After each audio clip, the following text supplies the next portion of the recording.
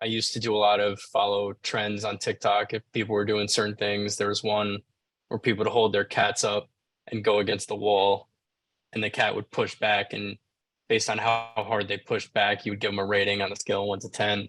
So I would do funny videos like that, kind of just see what other people are doing, find trending sounds, trending audios, um, and incorporate my own cats into it. I think there's also the influencer side of things, which I do a lot of work with as well, with the brands and them sending products over to be incorporated.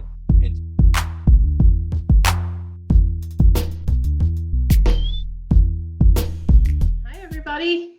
Welcome back to Coffee and Crazy People. We talk about cats, cannabis, and a lot of other things here. Today, I have Harris Baker with me. He is from the Cat Influencer Network. Welcome, Harris. Thanks for joining me today. Hi, Alexis. Thank you for having me today. Yeah, awesome. Why don't you introduce yourself? Tell us a little bit about the Cat Influencer Network and how you got started. So I started Catfluence back in 2017, and the sort of idea for it actually started back in 2013. So I have two cats, Ellie and Olivia, and back then I was working at a digital marketing agency startup, and I just created an Instagram account for my cats just to experiment with it a little bit, mess around and learn more about social media. Then around 2016, 2017, I started working with a lot of athletes and influencers and different brands, and I was working on partnering them up with each other. So I got involved in a different area of digital marketing there, and I was a little bit unhappy with the company. At the time, it wasn't my company. I didn't have full control over what was happening, but I saw the idea of what they were trying to do, and I thought, how could I do this myself? And I realized I had this account with my cats on Instagram. I could start reaching out to cat brands and kind of do something there. And then in 2017, I created Catfluence and kind of took it from there into what it is today. That's awesome. I am very new to social media and to just marketing in general. It's not my background. So I'm going to ask you all kinds of things. You tell me how this has evolved since 2017. Just growing your network, right? Or growing your following. What kind of tools or resources have you applied to really kind of get leverage out of the social media sites? So back when I first started it, it was a lot of, since it was very new, I was kind of just going in and reposting other people's content. I think the big thing that I wanted to do different from all these other pages you'll see on Instagram with cat stuff in particular, they kind of just steal people's content, don't credit, don't tag them with it. What I wanted to do differently was actually tag the creators of it and build an actual more genuine connection. So I always tried to do that. I would direct message a lot of accounts, just mention them. If they have any funny videos, share them with me, or I just love to collaborate them. At the time, I didn't really have ideas of what I wanted to do. I just wanted to get my name out there and start connecting with people. Since then, it's kind of evolved a lot. I would start eventually, as the following started to grow, I would get a lot of requests for accounts to get featured on the page, and I would start doing that. I built a website, built some merch, then I started doing affiliate deals with different brands. So it's kind of evolved. I have a blog now where I have guest bloggers run on it. I like to do podcasts and different things.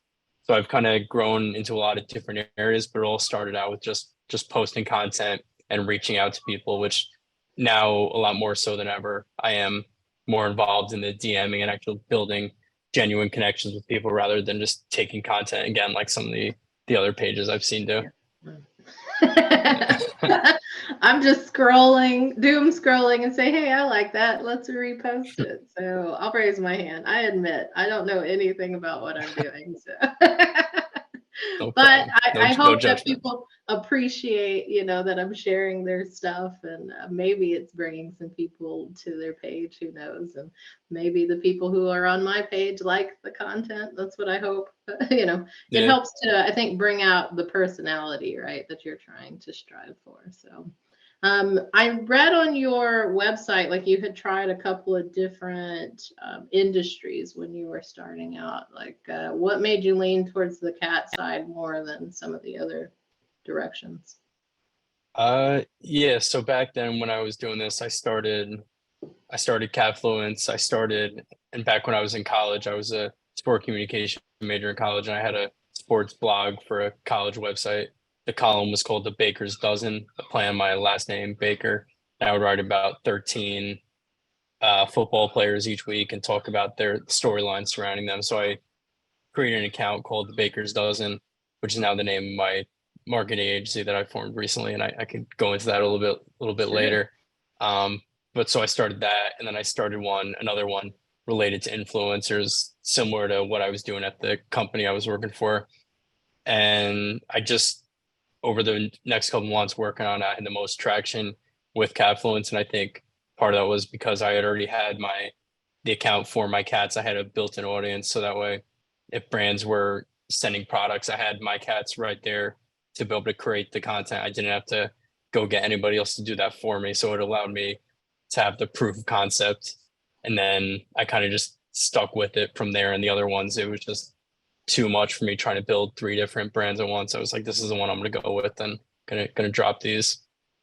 What have you learned about being in the cat space? Just connecting with, creating genuine connections with the cat community. What does that really look like? Yeah, I've definitely learned a lot, and I was never really a cat person before even having cats myself, and then getting on the Cats of Instagram community. I think it's very open and welcoming community. I think you'll see in a lot of other areas on social media, it can be a little toxic and negative. I think what I've experienced from cat people has been mostly positive, and people just wanting to share each other's content, share information to help cats, share cats that need to be adopted. And it's a lot of more positive causes and positive people. And I think also, I think it's interesting to see how people like myself as well create these accounts for their cats, but it's really a person behind the cat, but it's the person's personality coming out through their cat posts. So I think that's an interesting dynamic, that I have all these conversations with people from their cat accounts, but they're really real people behind them. And some of them I don't even know who they are, but I've had these partnerships and relationships with people for years now through these Instagram DMs with cats. Yeah, they're face of cat. The cat is the face of the brand. That's funny. What were the name of your pets again? So their names are, Yeah. they're Elliot and Olivia. Elliot is a ginger cat and Olivia is a calico, and their brother and sister, and the names are from Elliot Stabler and Olivia Benson from Law and Order SVU. Awesome. Yeah, that was going to be my next question. Like, how'd you name your pets? It's always my favorite thing to find out, because everybody's got their style they like to flow with. Mine is Quentin Tarantino films. All my cats are named after characters out of Quentin Tarantino. Nice. So yours is Law and Order. that's a good way to go about it, though. I like that. Yeah, when you get into the fostering space too, it's nice to have thematic names for your groups, and it helps to keep them organized in some ways, because you can run through a lot of cats in the fostering community. Yeah, I could definitely see that. So tell me also about just some fun questions here. Like, what's your coffee order every morning? What do you like to So I just get straight black coffee. I used to get sugar. No cream, no sugar. I used to, and then at one point I was overdoing it, and I was doing energy drinks, and then I had high blood sugar, and I was close to having diabetes, and this was 6-7 years ago. And once my doctor told me that, I kind of changed my health up. So one thing with that though, so I'm living in the UK now with my wife, who is from here, and when I first came, I would always order a black coffee, and they don't know what that is. They, ironically enough, call that an Americano. So now I get an Americano here. Americano, interesting. Yep. I get it. I've cut back some sugar myself, because I probably was pre-diabetic. I just refused to go to the doctor to find out. I was like, out of sight, out of mind. That's kind of how I've handled it. But I like to do a little oat milk in my coffee. And that's kind of where I've landed. I don't do the, I'm not a go out and buy coffee every day person anymore. I do make it at home. It's kind of boring, but. Do you do it fresh from the beans, or do you use pods? Yeah, I'm a pod girl. We have an Okay. espresso machine, so just easier. And then I am down to like 1 cup of coffee a day, like, and I'm done. But I'm same with you. I Yeah. like the uppers, so Red Bulls and all the energy drinks, the 5 Yeah. hour energies. I was slamming them all the time, and then I got too old for that. I can't do it anymore. My body can't Yeah. take it. It's funny how that swiftly changes in your Yes. 30s and Yes. It 40s. does come at you fast. Yes, it does. So tell me a little bit about living in the UK. Where are you at and how long have you been there? So I live here with my wife. We are in a town called Chelmsford in Essex in the UK, about an hour outside of London. I've been here past about 5 months now. I like it. It's definitely was a big culture shock at first. There were little variants, little words that are different, that are used differently, different things that function a little differently. For example, on outlets, they have these little switches that you have to press to turn the outlet in the wall on. And when I started the first couple weeks, I would not switch them on, so my phone would never charge. And I wake up in the morning and like, why is my phone not charged? And I realized I didn't flip the switch on. So now I've gotten the hang of that. But yeah, we're living in her apartment and we go to her mom's a lot because I wasn't able to take my cats here with me. So they're staying with my parents in Jersey right now. But at her parents, they have 3 cats there. So I go there a lot and I hang out with her cats. I'll create some content with them as well. So I make sure to get my cat fix in. Yeah, you gotta have it. Yeah. Yeah. Any cat cafes you visited over there yet? I haven't here. I know I'm there gonna have is to give one you a that would, list. okay. Yeah. Yeah, that would be cool. I've been to some in the US though. There's one in Chicago. I was in a couple years ago called Catcade, which they had different arcade and video game Mhm. machines and all the cats there, which that was a pretty cool experience.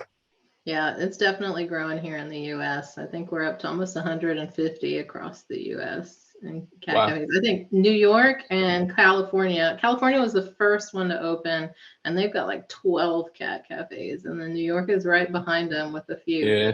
They're starting to spread out. Here in Texas, we've got, I heard through the grapevine that they're getting ready to open one in Laredo, but we've got 5, I think, currently. 3 in Dallas, Okay. 1 in Houston, 1 in Austin. And then, yeah, plenty room for more. That's how I feel about Yeah. it. Yeah. No, But it's good. also a It's good good to place see to that's get your growing. cat fix, you know? Yeah. Even me having cats at home, I like to go just visit the cat cafe, play with kitties sometimes. So Yeah. No, I agree with that. I do the same thing. So I visited the UK once. I was only there for like 12 hours, so I tried to get as much in as I could. I had a layover traveling for work, and you mentioned something about the language, and it made me remember like sitting on the airplane with somebody, and they were talking about the rain, and I just remember listening to her conversation on the phone, and she was calling it piss, and I was like, I guess Yeah. that's how they that's how they refer to little rain droplets in the UK. I was like, that's very interesting. So that always stuck with me because I was like, well, I had never heard rain or that term used to describe rain before. So I can imagine That's funny. I haven't heard that, but one that cracks people up here a lot is I'll say pants. Like I went to a tailor, I had to get my pants adjusted on my on a tuxedo, and I said pants, and everyone thought it was funny. Pants here means like your underwear, but for ah, me, pants just mean my long pants. So I've right. had some people laugh at me for saying pants. Getting your underwear tailored. Yeah. What do they call pants? Trousers or what? Trousers, yeah. Interesting. Trousers. It seems odd to use that word. I don't trousers. Yeah. It'll come with time. You'll pick up the lingo. Yeah. So when you're designing content, like what does that word really mean to you? I hear it used for a Uh lot of different things. So I know it's a loaded question, but just curious. yeah. So yeah, it definitely means a lot of different things. I think I'm looking to get better at, and I've been so busy with the move over here and just personal life, building my own business that I haven't been as focused on the content as I would like to lately. But some of the content I try to do, and I posted a video recently of it was five or six fictional felines, and I have a list of just fictional cats from cartoons, video games, movies, and I'm gonna start going through them and every week do post one or two of them, and whether it's Garfield, or the Cat in the Hat, or Captain Marvel. Captain Marvel has a cat now. There are different ones like that. I'm trying to highlight all the different cats from media and pop culture. So that's a lot of the videos I try to do. I used to do a lot of follow trends on TikTok. If people were doing certain things, there was one where people would hold their cats up and go against the wall, and the cat would push back. And based on how hard they pushed back, you would give them a rating on a scale of 1 to 10. So I would do funny videos like that, kind of just see what other people are doing, find trending sounds, trending audios, and incorporate my own cats into it. I think there's also the influencer side of things, which I do a lot of work with as well, with the brands and them sending products over to be incorporated into content. I know a lot of people just like to take the brand products and take photos of their cats with them. I try to actually get a video with the product in use, or even take a step further and do some sort of skit. There was a couple years ago, I had Roku, the TV streaming company. They sent me a Roku TV device, so I used it. I turned on the Roku and I had it flipped to Law and Order SVU, and I changed the title, so I had to do with my cat. So I try to do funny stuff like that. But yeah, I think even with my own cat's page now, I'm not doing that much. I'll just post old photos of them or videos of them. My parents will send me videos now, actually, of them just crawling around on the floor. So I think it can mean whatever you want it to be, but those are kind of just some of the things that I look for. Yeah. How do you get your brand to really stand out when you're doing a lot of collaborative work? Like, how do you keep your brand on top of all of that, right? Because I do appreciate like how you definitely plug and tag, the people that you're working with and the content that you're creating, but not to lose the Catfluence brand while you're doing that.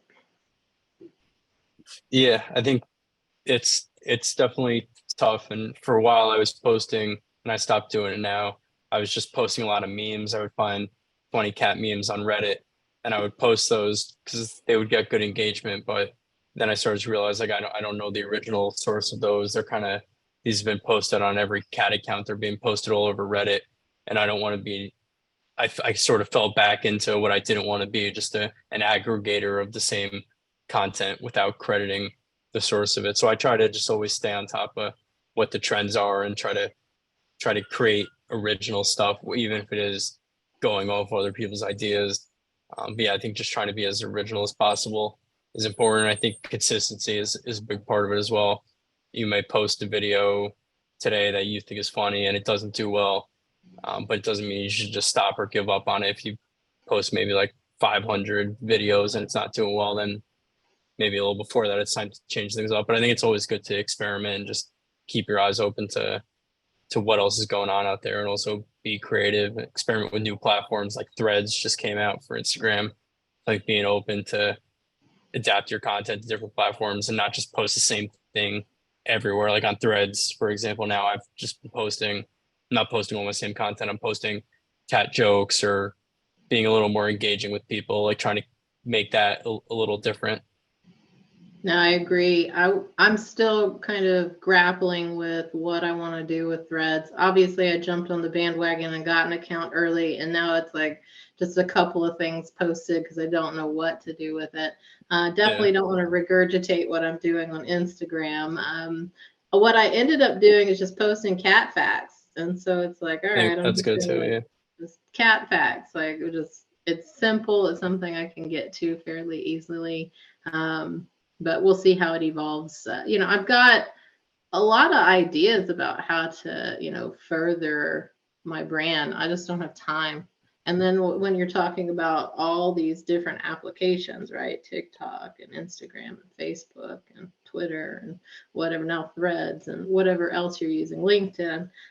There's so many. Like, how do you organize all of that? And I mean, how much time does it take you? Because for me, somebody who only started social media maybe a year ago, like no joke, I had no social media accounts, not even personal accounts besides Facebook, because I'm that generation, until May of 2022. So I'm learning as I go. It's fun because it's something new for me, but I could spend 3 to 4 hours a day just on social media trying to make sure that I'm managing it properly and following up with people. And I still haven't figured out a way to automate stuff, or I don't like you said, the content going across multiple platforms. So like, how do you create something but have it unique to different platforms? Does it even matter? Anyways, I'm rambling on with all of these thoughts and ideas that pop into my head every day, but I don't know how to handle it. Yeah, So no, what are your suggestions for people like me who have no idea what the heck they're doing on social media? yeah. So I think it's important to be as strategic as you can, but also be flexible. Have a plan. And I used to plan my content monthly, and this is what I kind of learned from my marketing agency background. We would create our content a month in advance. We would send it over to the client for approval. Then everything would be scheduled out. That way you have something going out every day or every other day, whatever it was. And then you don't have to think about it. And that way, if things come up on the fly, you could post that, move things around, and adjust accordingly. So that's kind of the mindset that I've had on my own personal content. Right now, I don't do that anymore. I have a rough plan. I use iCloud notes for a lot of what I do, and I'll just jot things down that I want to do for that week or that I want to do for that month, and I'll kind of tick things off as I go. I'll determine what my highest priority is.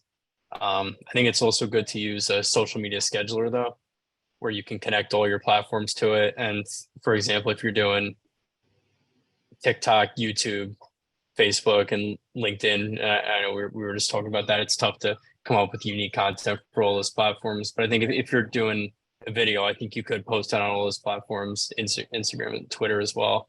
And just you could schedule the same video on each platform. Maybe tweak the caption. Obviously, Twitter, you're more limited with characters. You have to have the correct tags on each platform. So I think adjusting it as much as possible for the specific platform, I think is important rather than just, there are certain ones, and I've fallen into this trap too. I would post things on Pinterest, but Pinterest doesn't allow hashtags. I don't believe. So like my posts would have hashtags in them, and I would be sending them to Pinterest, and it would just look a little spammy. So I think if you're going to post the same content everywhere, format it as best as you can for the platform. That's good advice. Format for the platform. I don't know all the different rules. And then it's like, oh, like I wouldn't have known that you can't use hashtags on Pinterest. Thank goodness I haven't explored Pinterest yet. Yeah. But Yeah, Pinterest is a whole other world. I don't do too much with it, but yeah, I imagine it's more for like selling things. That's at least how I see it. But I do pull stuff for like some other accounts that I manage from there, quotes and things like that. So. Okay. Yeah, it's good for that kind of stuff. Yeah, exactly. Oh man, there's so much like I don't know. Like, what's the one thing that you run into, with people like me who are unfamiliar in this territory? Maybe speak specifically to the influencer piece because that's something I haven't really had a lot of exposure to. But like, what's been your process to really bring influencers into the network and collaborate with people, and what advice would you give listeners who are interested in trying to go that path a little bit more? Yeah, it's a good question. It was something that I used to fall into this trap too. I would message people, and I mentioned it before. I think I would just message accounts and say, oh, I want to collab, or I'd love to work with you.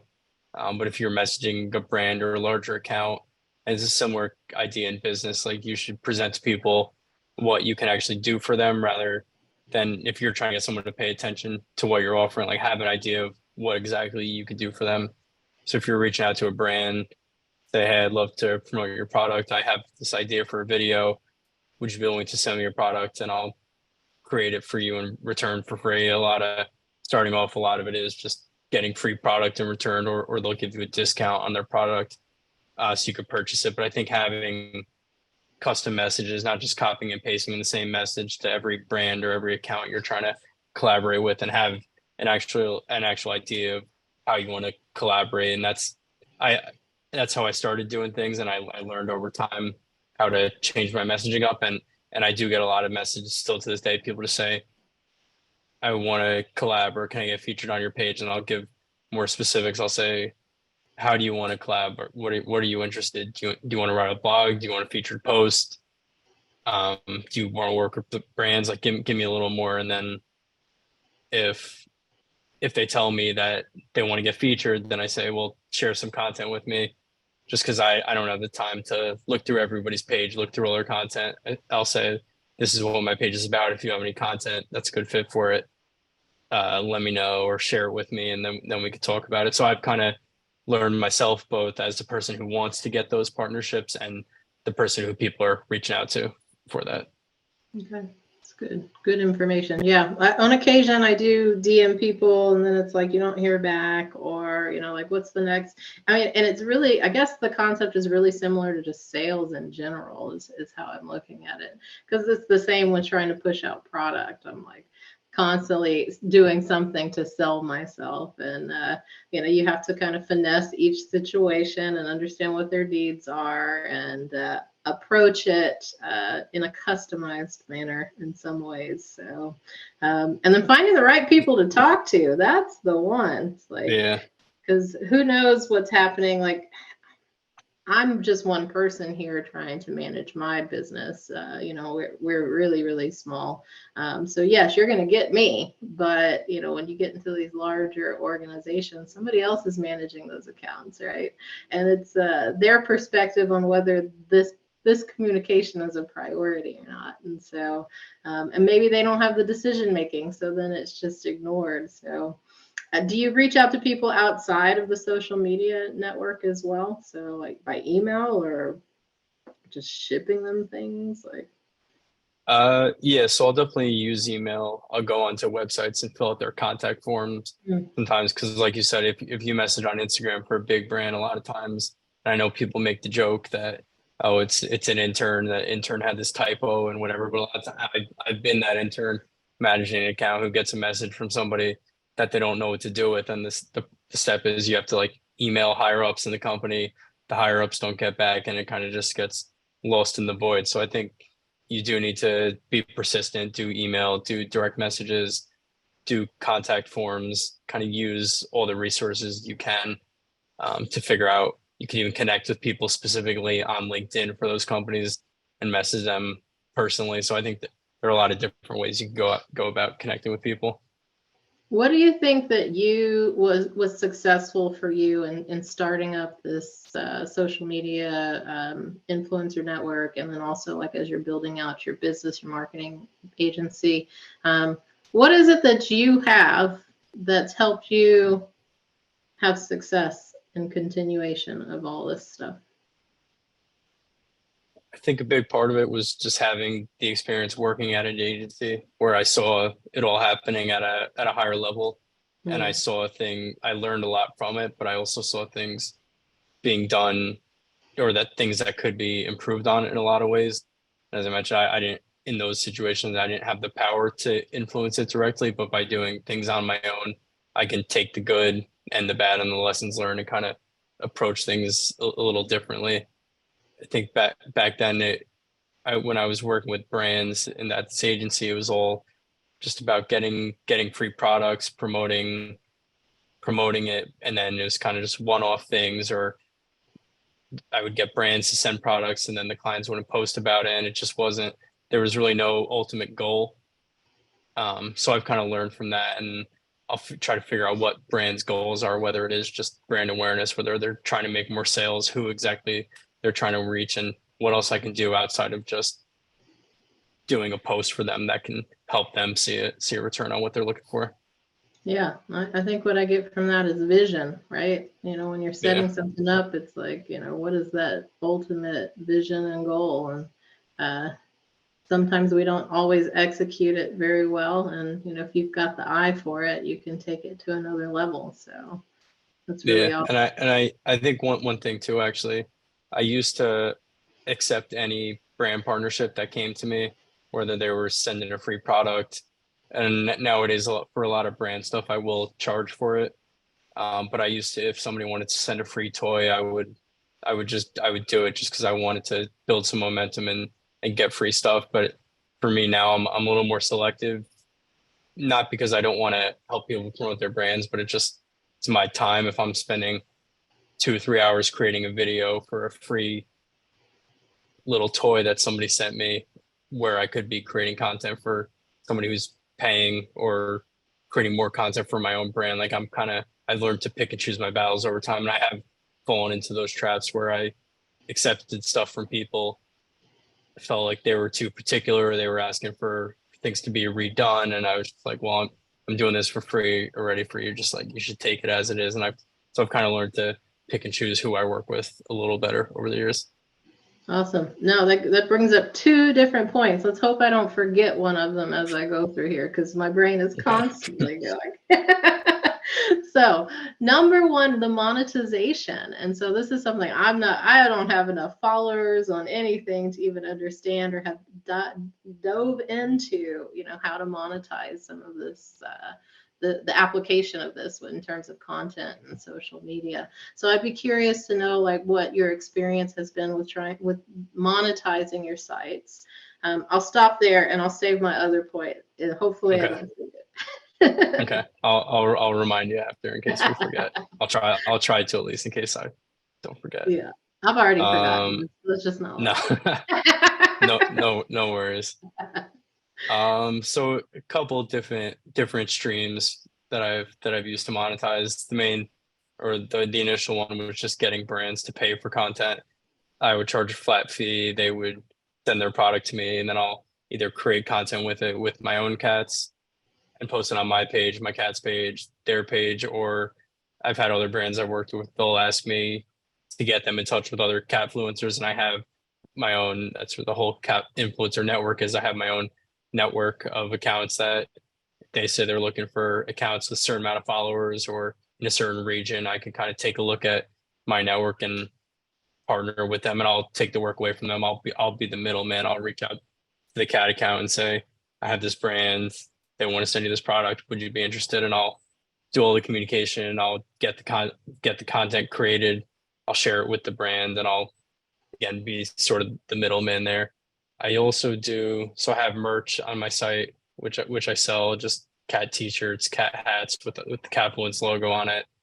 And then I also do a bit of affiliate marketing. So that's when you share links to affiliate portals and you get a commission based on any sales that are made from your product. So I experimented with a little bit of that as well. That's awesome. How lucrative is this affiliate marketing? Is it like you hear on TikTok where it's like, oh, everybody can make millions of dollars doing affiliate marketing? Or is it not that simple? It's definitely not that simple, and I'm definitely not making millions of dollars. I'm still learning as I go. I have some brands who I've had good success with, but other times, if it's just not a great product, that's a big part of it too. If people just aren't interested in it, and I've had some experience recently working with brands that I wanted to work with them and I did, but the product wasn't great, and I think that's a big part of why they didn't really get too many sales from it. So I am trying to be a little more selective. Like I said, they're not just working with everybody, work with brands that I think I can actually be successful with. But there are lots of different opportunities too. Even there are some influencer or affiliate portals that give you credit. They might just give you a couple cents, like the Amazon affiliate. And actually no, so they're Amazon associates you do have to make sales for, and they'll give you a couple cents if you make a sale on something, which is not much, but if you're doing hundreds or thousands, that's how it adds up. Same for Google AdSense, which I have on my website, which is just people paying for Google ads, and those links are placed throughout my blog section of my site. People click on them, but again, a click will get you a couple cents. So you got to get tens of thousands, hundreds of thousands of clicks to your site to actually make something off of it. But there are some, even with through social links, you can find some sites that will pay you based off just clicks, not even sales. Okay, that's good to know. That's interesting to think about, like as you're setting up your own websites, and how you're I guess goal setting for, all the social media and the content creation. So just throwing that out there for all our listeners who are doing business out there. I did remember my next question. Okay, good. Where do you see, since you've been in the cat space for a long time, cats have ruled the internet for a really long time. How do we evolve cat content, right? A lot of it is the same stuff. I mean, and none of us get tired of seeing the same cats over and over and over again in the same positions, doing the same things. But where do you see the evolution of cat content on the internet going? I think, and if you look at some organizations and groups like CatCon, for example, they have this whole convention around cats. And I know when there were, I think they've both passed away, but Grumpy Cat and Lil Bub, like having those larger than life cat characters that people line up to take pictures with. I think that's pretty incredible to see that there are actually cats that actually are influencers. And I think seeing that evolution in the time that I've been working in marketing and just had experience in the cat industry, I think that has been pretty cool. And I think that's where I think it'll continue to go. I know there are other different events like that where they just promote cats, brands, products, and I think it's just a growing industry that'll continue to grow online. Very good. Do you see any replacements for Grumpy Cat, Little Bub? Like who are the new main influencers in your eyes? I mean, somebody has to come up and take the throne, right? Yeah, that's a good question. I don't know who it definitely, is. I haven't found one. I think Grumpy Cat yeah, is still number one. yeah, it was a pretty interesting looking cat. So I think that's gonna be tough. I can't think of any off the top of my head, but I'm biased. I'll say my cat's Ellie and Olivia. I love it. I love it. That's a shameless plug that we'll make sure gets clipped. Yeah. Yeah, I'm curious too, like how the evolution of cat content will go on the internet. So what about leveraging technologies? And I know you have an interest in crypto, NFTs. You've done some things with Web3. Why don't you talk about how you can incorporate the cat community into some of that as future goals? Yeah, so in regards to NFTs and crypto, I know that got really big a couple years ago and it's died down a little bit since. And some of the first NFT projects, these were years ago, but there was one called Crypto Kitties and Moon Cats, I believe. And before NFTs went viral in 2020 and everyone was into them, those were some early stage ones. And I wasn't really too into them or anything. I learned after the fact. But I've always kept an eye on different cat related NFT projects and crypto related companies. And so there was one, and this was during 2020 peak COVID times, where there's one called Stoner Cats, which was made by Ashton Kutcher and Mila Kunis. And I guess based on your brand, you'll probably appreciate this one. But it was based around these characters. And I think Chris Rock was one of the characters. They had some big celebrities doing the voices for them. And there were 5 cats with the grandma who had them. They got their hands on some of her weed. They all got stoned and went on this crazy adventure.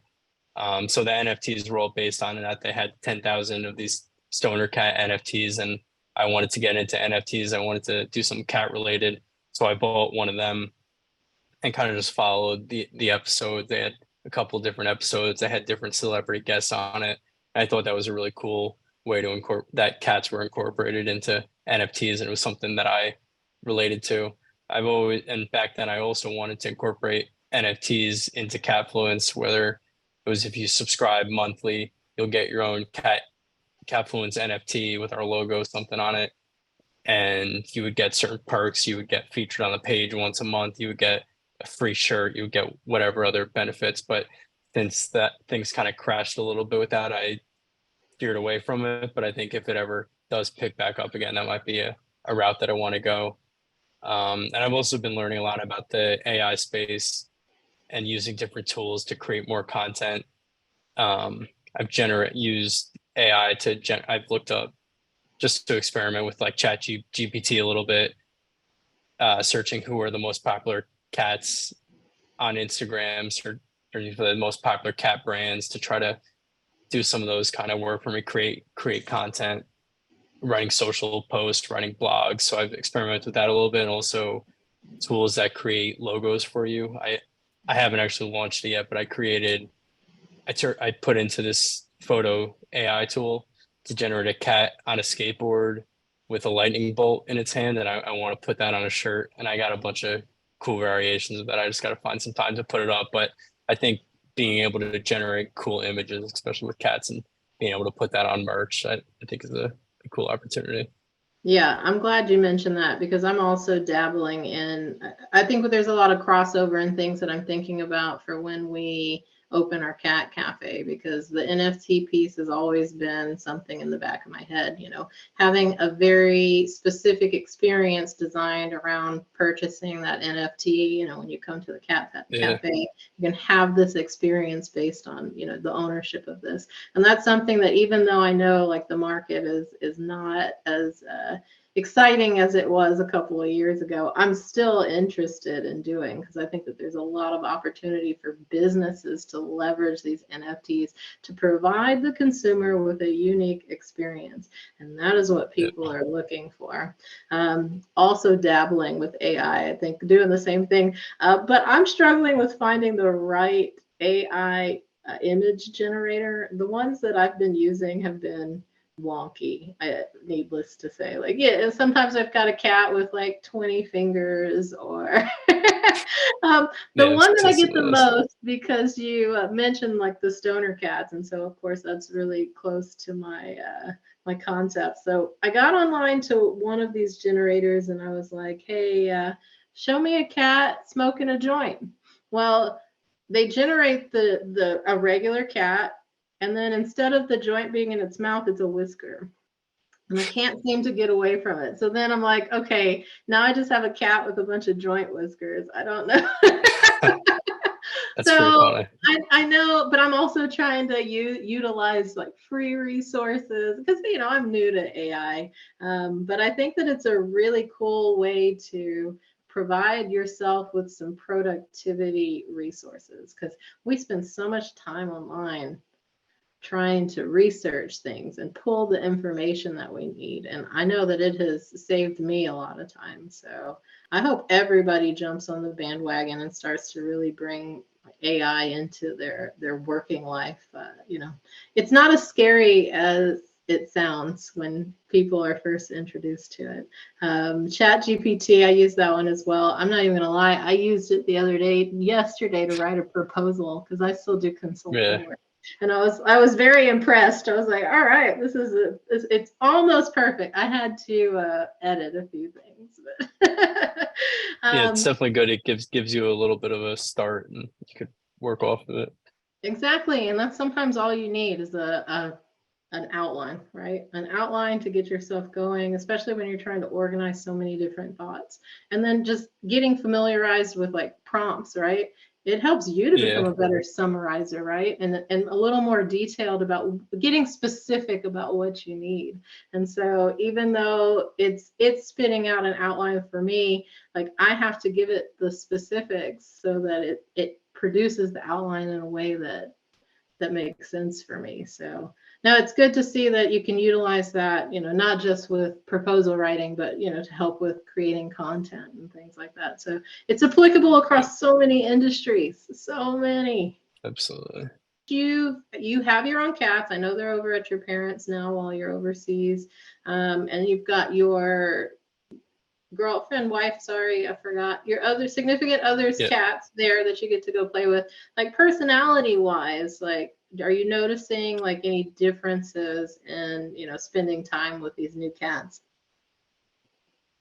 They definitely are different from my cats. And so my cats back in Jersey, they're both indoor cats, and they're a bonded pair, brother and sister. So they have a unique dynamic. One of them, Elliot, he's more laid back, but he's also a little more pushy with her.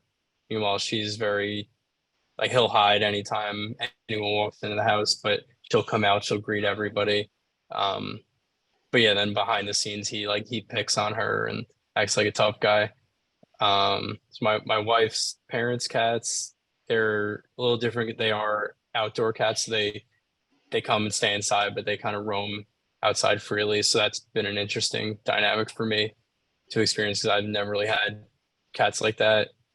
Um, and it is fun. They all have very different personalities. They're different ages. One I think is 12, one is 5, and one is under a year old. So seeing how they interact has been fun. And I don't know, one thing I've always thought, and I don't know how if cats can hear voices, um, but if they can understand the different in how the accents are, the American versus British accent, and I don't know how they hear what people say. So that's something funny to think about. Yeah, it is kind of interesting. Like, do you notice, like, if you call them, if they're kind of, I mean, maybe they're hesitant because you're new, right? But maybe Yeah, too, they don't quite understand the dialect. That's it, that is an interesting thing to think about. How do you test yeah, that, right? yeah. It'd be, I guess it would be easier to test if I spoke an entirely different language, and then I Yeah, could I see what mean, the you can difference see is. dogs with that, right? For sure. Like I've had friends, being here in Texas specifically, we have a lot of Spanish speakers, and they have dogs that speak Spanish. They understand Spanish. They don't understand Yeah, any English cues at all, but they understand Spanish.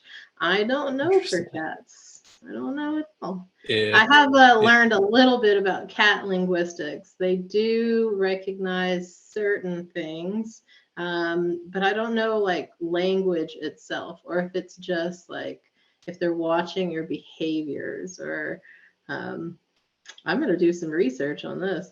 yeah, This yeah. I may one's have to do something curious. as well. I don't know what they understand. Huh.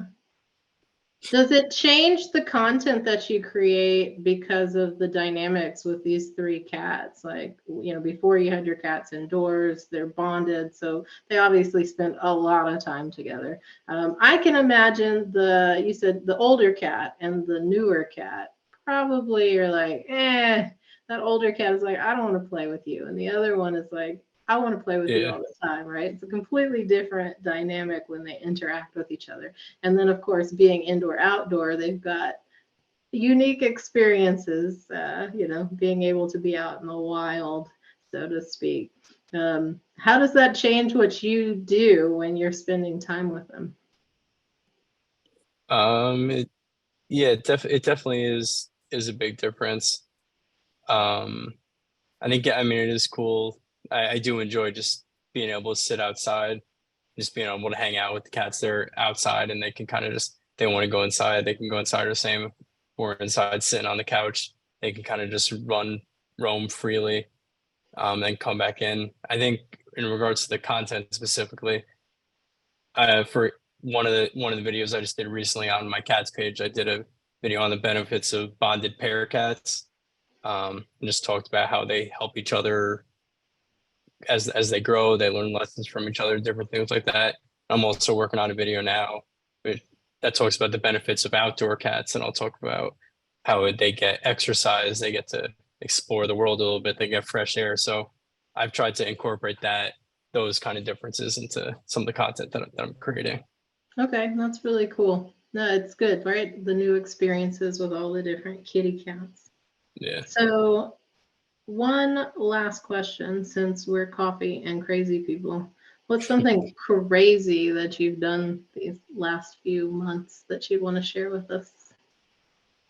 Or maybe some Last few. crazy interactions you've had with people or cats? Gotta make you think for this one. You're like, oh, wait. That that that is a good question. Or just something Yeah, unique about yourself that you might want our listeners to know about you. yeah.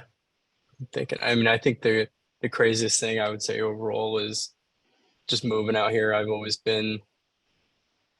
grew up in New Jersey. I went to college in Indiana, but I've been in the US all my life and coming out here.